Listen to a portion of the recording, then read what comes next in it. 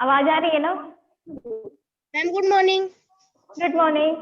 हिमांशु, तुम क्या कर रहे हो क्लास 8 में? Yes ma'am. Himanshu, ma'am 7th class कब चलेगी? अभी नहीं चलेगी बेटा, 9:30 के बाद आना, ठीक है? Yes ma'am. ठीक है, लीव हो जाइए आप। Yes ma'am. अर्शिका, भारत की खोज निकाल लीजिए। आज हम लोग भारत की खोज पढ़ेंगे, ठीक है? बुक निकाल लीजिए।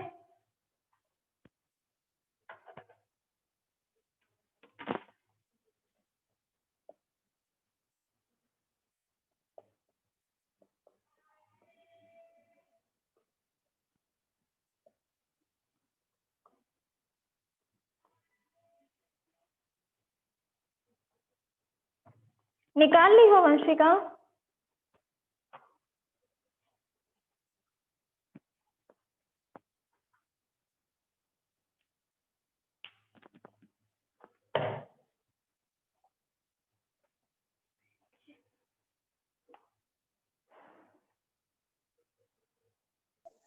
मामू है। पेज नंबर 37 पे है महावीर और बुद्ध वर्ण व्यवस्था, उनकी क्या व्यवस्था की गई थी उनके बारे में दिया गया है। चलिए स्टार्ट करें पढ़ना। निकाल ली हो सभी लोग बुक? Yes ma'am. चलो ठीक है। जैन धर्म और बौद्ध धर्म दोनों वैदिक धर्म से कटकर अलग हुए थे। यहाँ पे दो धर्म की बात की गई है, एक जैन धर्म और बौद्ध धर्म की, ठीक है? दोनों ही क्या थे, वो वैदिक धर्म से अलग हो चुके थे, उसकी शाखाएं थी, पर उन्होंने वेदों को प्रमाण नहीं माना। तमाम और बातों में, हाँ तब्बीर क्या हुआ? कुछ नहीं मैम। चलो ठीक है।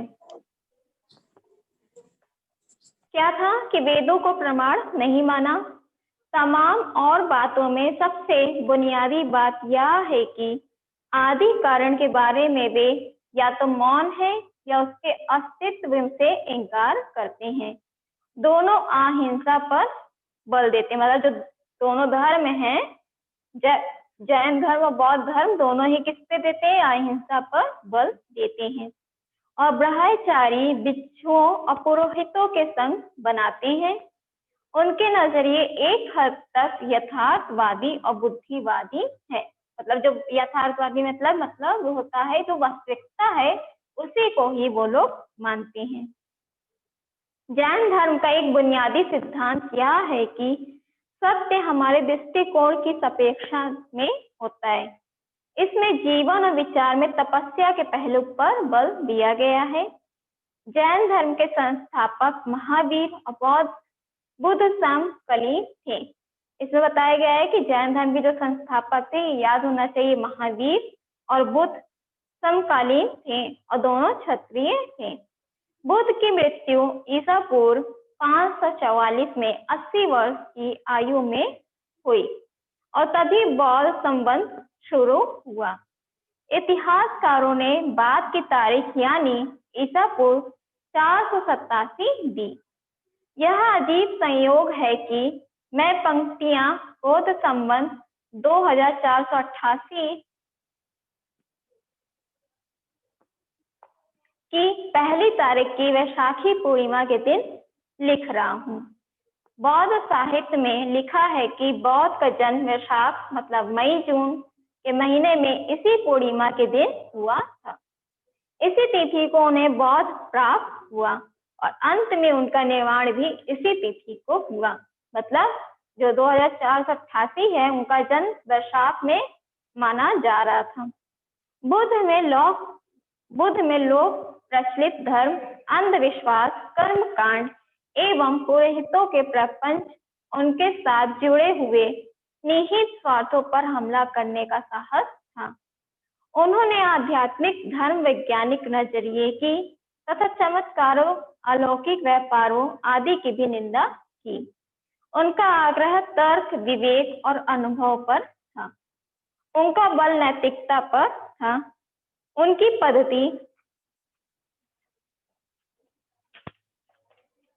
पद्धति मनोवैज्ञानिक विश्लेषण की थी। ऐसा मनोविज्ञान जिसमें आत्मा के लिए जगह नहीं थी।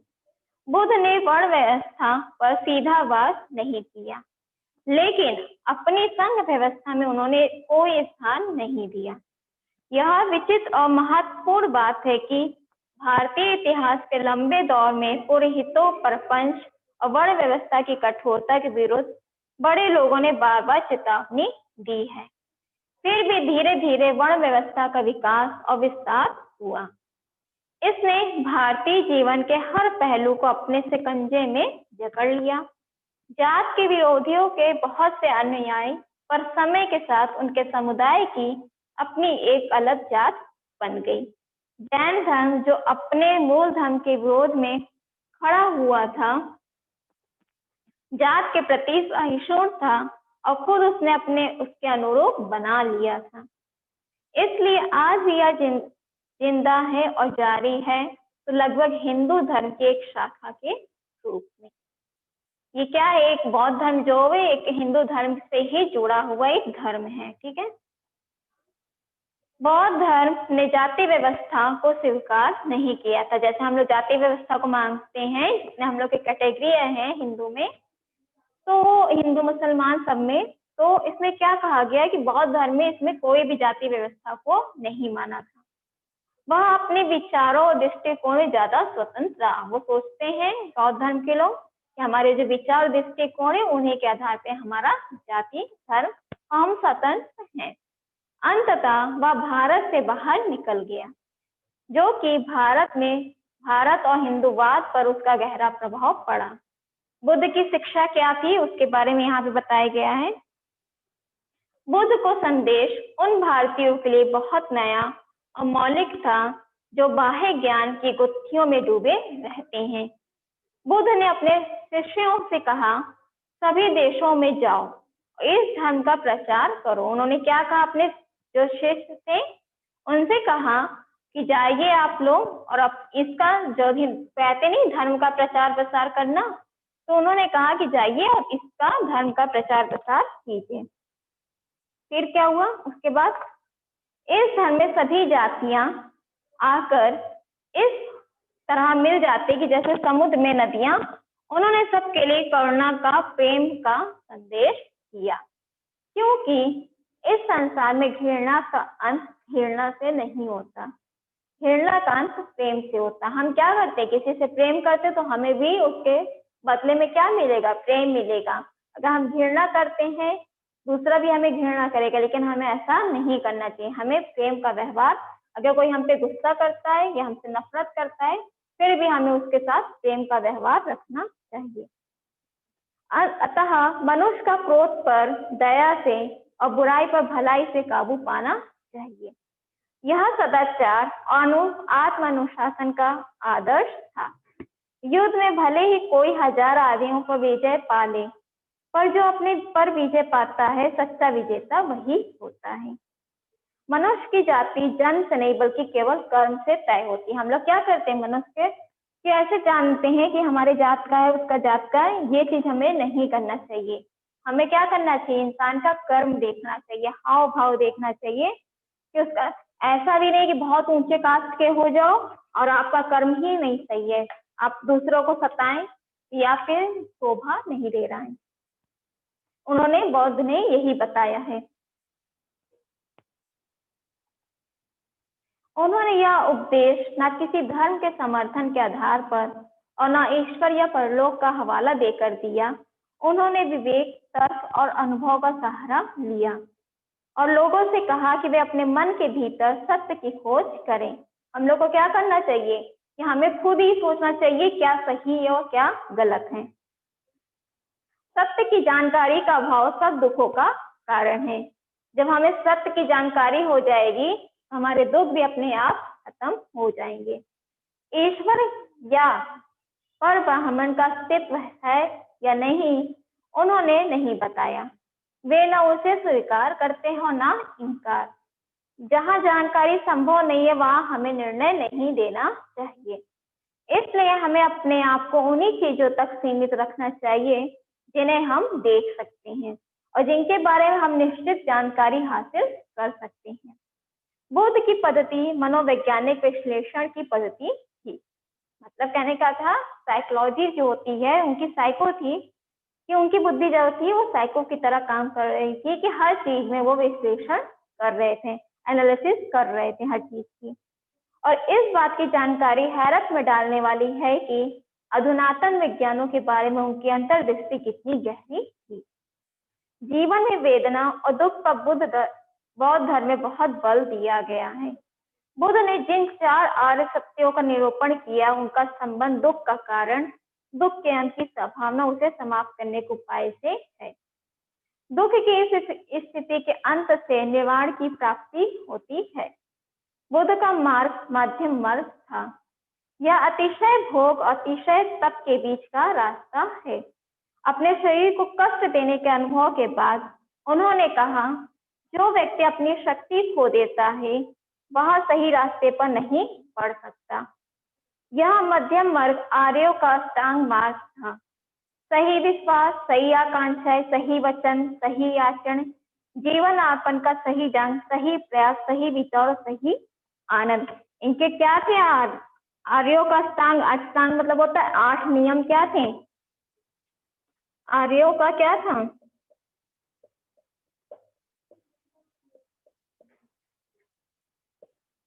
अष्टांग कितने थे बताओ? शब्बीर, सना, अर्पिता बताइए। मैम सही विश्वास, सही वचन, सही नहीं, हम कह रहे कितने आचरण। थे? कितने थे? 8। 8 थे। पहला था हमारा इसका आर्यों का सही सही विश्वास, दूसरा क्या था? सही आकांक्षाएं, सही आकांक्षाएं। आकांक्षाएं, सही वचन, थर्ड था सही वचन। फोर्थ हमारा क्या था? सही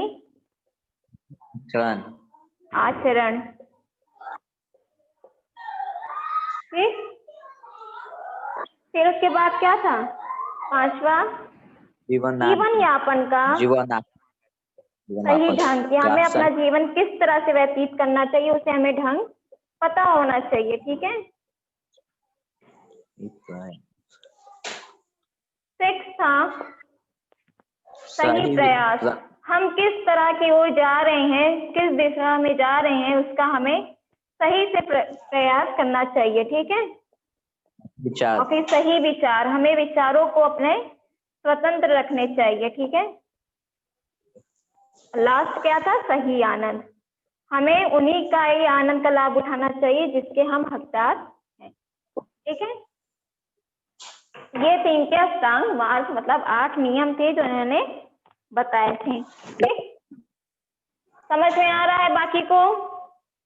बुद्ध ने अपने शिष्यों को वही बातें बताई जो उनके विचार से वे लोग समझ सकते थे और उनके अनुसार आचरण कर सकते थे। कहा जाता है कि एक बार उन्होंने अपने हाथ में कुछ सूखी पत्तियां लेकर अपने प्रिय शिष्य आनंद से पूछा कि उनके हाथ में जो पत्तियां हैं उनके अलावा भी कहीं कोई है या नहीं। आनंद ने उत्तर दिया, पतझड़ की पत्तियां सब तरफ गिर रही हैं और वे इतनी हैं कि उनकी गणना नहीं की जा सकती। तब बुद्ध ने कहा, इसी तरह मैंने तुम्हें मुट्ठी भर सत्य दिया है, किंतु इसके अलावा कई हजार और सत्य ऐसे हैं जिनकी गणना नहीं की जा सकती। ठीक है, समझ में आया ना ये लाइन? उन्होंने क्या कहा था? एक पत्ती ली थी और उन्होंने कहा कि क्या इसके अलावा भी और कहीं कुछ है? तो आनंद ने क्या कहा? हाँ है, जो आपके पास पत्ती है और पतझड़ के मौसम में पत्तियां हर जगह बिखरी हुई हैं। इसी तरह हमें सत्य और ज्ञान की भी कल्पना, उसने कहा था कि सत्य हमारे मुट्ठी भर में है, लेकिन हमें इसके अलावा भी कई सत्य और जानना चाहिए। बुद्ध कथा क्या थी? बुद्ध की वह संकल्पना जिसे प्यार से भरे अनगिनत हाथों ने पत्थर, संगमरमर और कांसे में ढालकर आकार दिया, भारतीयों के विचार की समग्र आत्मा की या कम से कम उसके एक तेजस्वी पक्ष का प्रतीक है। कमल के फूल पर बैठे हुए शांत और धीर, वासनाओं और लालसाओं से परे, इस संसार के तूफानों और संघर्षों से दूर, वे इतने दूर पहुंच से इतने परे मालूम होते हैं जैसे उन्हें पाना असंभव है। लेकिन जब हम उन्हें दोबारा देखते हैं तो उनकी आकृति जीवन शक्ति से भरी जान पड़ती है। युग पर युग बीतते हैं पर बुद्ध हमसे बहुत दूर नहीं मालूम होती। उनकी वाणी हमारे कान में धीमे स्वर से कहती है कि हमें संघर्ष से भागना नहीं चाहिए, बल्कि शांत दृष्टि से उनका मुकाबला करना चाहिए तथा जीवन में विकास और प्रगति की ओर बड़े अवसरों को देखना चाहिए। बुद्ध के बारे में सोचते हुए आज भी हम एक जीती जागती थरथराहट पैदा करने वाली अनुभूति से गुजरते हैं। उस राष्ट्र और जाति के पास निश्चय एक समझदारी और आंतरिक शक्ति की गहरी संचित निधि होती है जो ऐसे भव्य आदर्श को जन्म दे सकती है। इसके बाद क्या थी इनकी, ये बुद्ध की कथा थी। जो हम लोग मूर्ति रखते हैं वो क्यों रखते हैं उसके बारे में यहाँ बताया गया, क्योंकि यहाँ पे ये तेजस्वी का प्रतीक माना गया है, इसलिए हम बुद्ध की मूर्ति रखते हैं। चंद्रगुप्त और चाणक्य। भारत में बौद्ध धर्म का प्रचार धीरे धीरे हुआ। क्या हुआ कि धीरे धीरे बौद्ध धर्म का प्रचार भारत में होने लगा था। मूल रूप में वह क्षत्रिय आंदोलन था और शासक वर्ग पुरोहितों के बीच संघर्ष का प्रतिनिधित्व करता था। पश्चिमोत्तर प्रदेश पर सिकंदर के आक्रमण से इस विकास को और आगे बढ़ाने में विशेष मदद मिली और दो ऐसे विलक्षण व्यक्ति सामने आए जिन्होंने बदलती हुई परिस्थितियों का लाभ उठाते हुए उन्हें अपनी मर्जी के मुताबिक ढाल दिया। ये थे चंद्रगुप्त मौर्य और उनके मित्र मंत्री और सलाहकार चाणक्य। सुने होंगे आप लोग भी नाम चाणक्य का बहुत ज्यादा। अर्थशास्त्र का किसे कहा गया, कौटिल्य किसे माना गया है, चाणक्य को, ठीक है। फिर उसके बाद क्या है, इन दोनों का मेल बहुत कारागार साबित हुआ। समझ में आ रहा ना, सभ्य तनाव वंश का, बोलो बताइए, फिर आगे बढ़े। यस मैम, आ रहा है मैम। ये थे चंद्रगुप्त मौर्य, उनके मित्र थे, ठीक है। इन दोनों का मेल बहुत कारागार साबित हुआ। दोनों मगध में उस शक्तिशाली नंद साम्राज्य से निकल दिए गए थे जिसकी राजधानी पाटलिपुत्र आधुनिक पटना थी। दोनों पश्चिमोत्तर प्रदेश में तक्षशिला गए और उन यूनानियों से संपर्क में आए जिन्हें सिकंदर ने वहां नियुक्त किया था। चंद्रगुप्त की भेंट खुद सिकंदर से हुई थी। चंद्रगुप्त और चाणक्य ने राष्ट्रीयता का पुराना पर चीर नवीन नारा बुलंद करके विदेशी आक्रमणकारी के विरुद्ध लोगों को उत्तेजित किया। यूनानी सेना के खदेड़ कर तक्षशिला पर अधिकार कर लिया गया था। राष्ट्रीयता की पुकार सुनकर बहुत से लोग चंद्रगुप्त के साथ हो गए और उन्हें साथ लेकर चंद्रगुप्त पटना तक पहुंच गया। सिकंदर की मृत्यु के 2 ही वर्ष से उसने पाटलिपुत्र पर अधिकार करके मौर्य साम्राज्य की स्थापना की। लिखित इतिहास में पहली बार एक विराट केंद्रीय राज्य की स्थापना हुई। पाटलिपुत्र के इस महान साम्राज्य की राजधानी थी। यह नया राज्य था कैसा, यह जानने के लिए कि पाटलिपुत्र का कैसा राज्य था उसके बारे में हमें जानना था। सौभाग्य से हमें इसका पूरा ब्यौरा मिलता है, भारतीय भी और यूनानी भी। एक विवरण सिलिकुस के राजदूत मैगस्थनीस ने छोड़ा है और दूसरा कौटिल्य का अर्थशास्त्र जो कहीं अधिक महत्वपूर्ण राजनीतिक शास्त्र है और उसी समय की रचना। कौटिल्य चाणक्य का ही दूसरा नाम है। अगर कोई पूछे कि चाणक्य का और दूसरा क्या नाम है तो आप लोग क्या जब बताएंगे, कौटिल्य ही, ठीक है। कौटिल्य ही चाणक्य का दूसरा नाम है। वह हर दृष्टि से बड़ा आदमी था, बुद्धिमानी में भी और कर्मठता में भी। इस युग के बारे में एक प्राचीन भारतीय नाटक है मुद्रा राक्षस।